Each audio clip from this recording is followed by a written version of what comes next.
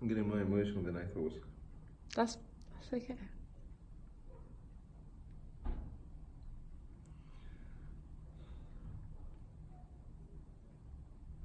Got a favour to ask. Can you ask me a direct question? Syano, what happened when you were 5?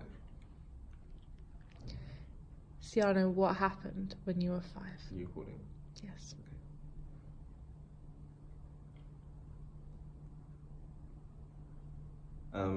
Okay, so I was 5 years old, and I think I was 6, and Dad and I were driving in his Volkswagen down a highway called Uhuru Highway in Nairobi. So it was quite steep and lots of trees surrounding, and it's actually quite a nice, and you sort of driving and seeing the city ahead of you.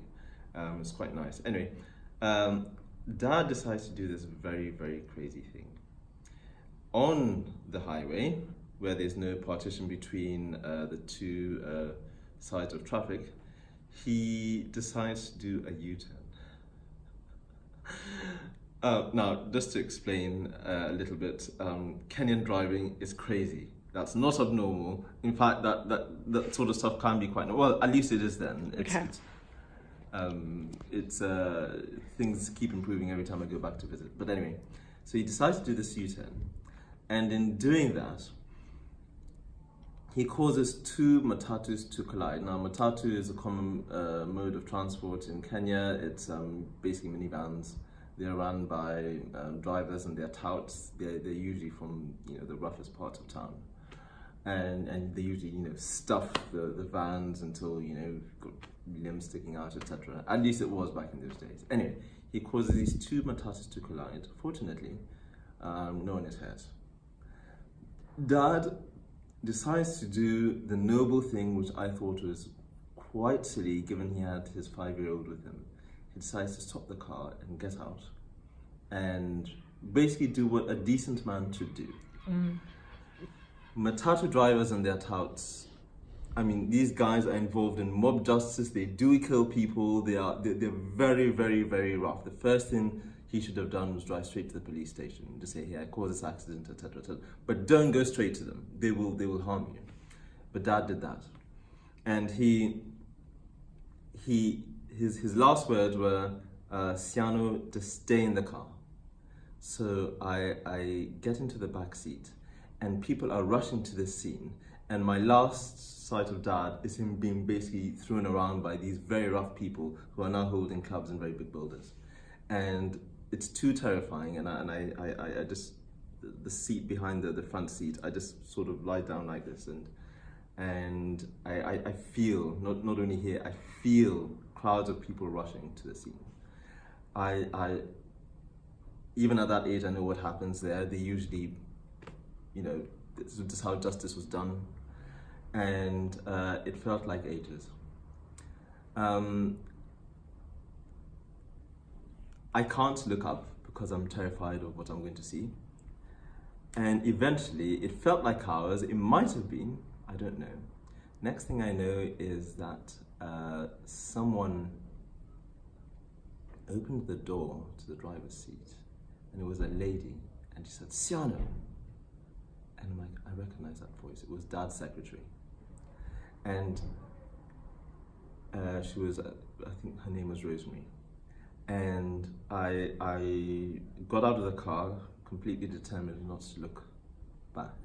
And she carried me away from the oncoming crowds. And I determined not to look back because I did not know what I was going to face. It was a very terrifying experience. Thank you for sharing. The good news is Dad wasn't hurt. How? How did he get away with that? How did he get away with that? I tell you, Dad has got away with he's had so many close calls to death I can't even begin to explain. In this case, they were about to start beating him, and someone in the crowd went in and started reasoning with these people. Now, as I said, these people are the roughest people you will ever meet. They are very violent, and once they're angry, there's no going back. And they said, "Hey, that's Mutafa Musimi, that's the preacher from this church, Nairobi Baptist Church, and And Dad, by that time, was known for being very bold in his sermons. Yeah. And many times they involved speaking against what we had, a sort of quasi-dictator. He was kind of like the preacher for the people. Right. And so they just went in and said, no, don't rough this guy up. He's don't do that. And they stopped. And they let Dad go. And Dad came home that evening. Wow. That's the story.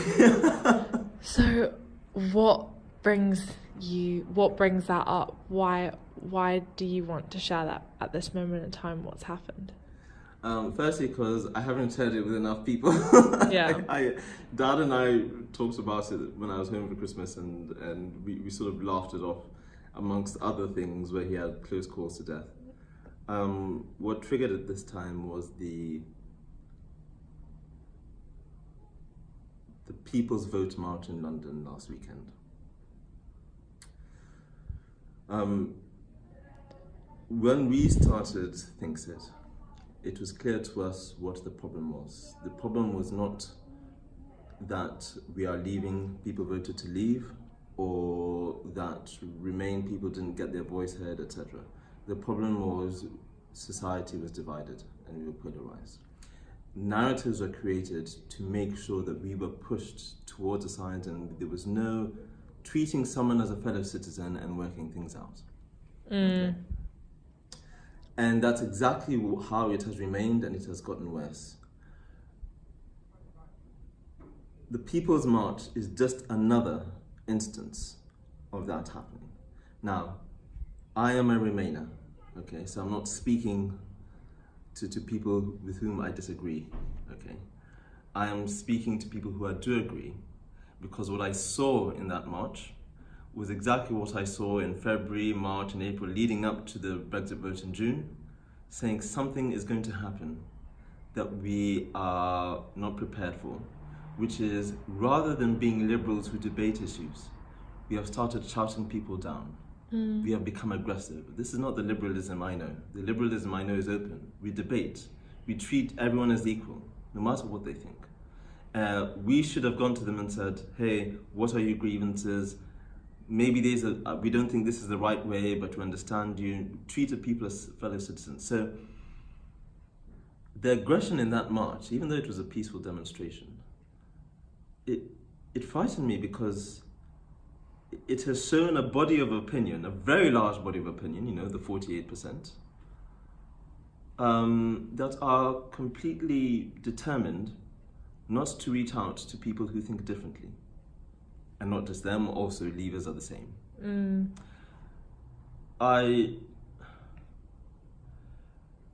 If a bunch of really rough people from a rough part of town in the middle of Nairobi can stop and listen to someone who thinks differently, that's what shocks me, If they could stop and listen, they could listen to a different argument, they could tone down their sentiments and emotions when they wanted justice. Yeah.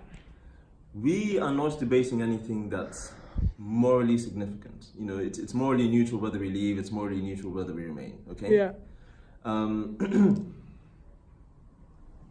Yet, we are a body of people who don't understand the real problem. Consider this hypothetical case, Fee. What if we got what we wanted, What if, the Prime Minister said, right, second referendum, and we vote, and everyone votes to remain, and all our dreams come true, and etc. The problem has not been solved. The people who wanted to leave the European Union have been fighting for this since we went in the 1970s. And they're not going to stop. What have we told them? What sort of fuel and argument are we going to give to their cause if we do this, etc.? What are we going to do to the rise of the right wing and all over Europe? This is basically what's going to happen, What instead we should have done or should do, or what the march should have said is, hey, there are enough people in this country, probably even the majority, who have a problem with being in the European Union, and we respect that. We do not think it is the better way. How about this? We have a second referendum, but in the second referendum it must include, the promise for the EU to reform or to be more democratic, or some sort of rules about immigration, even if it is free, something about, but speak that language. Speak to your opponents and make them say, we care about what you feel, we care about your grievances. They're not stupid. Let's bring people together. I suppose that's what I have to say. Wow, that's very well said. Thank you. I think this message will come out like time and time again in slightly different ways, and the point will remain the same. And the point is, it's neither boosting nor knocking a cause, it's learning to see it from above the fray and just to see the truth in both arguments and hear each other out, like those people were able to back at home when you were 5 years old. Literally, that's it. Thank you.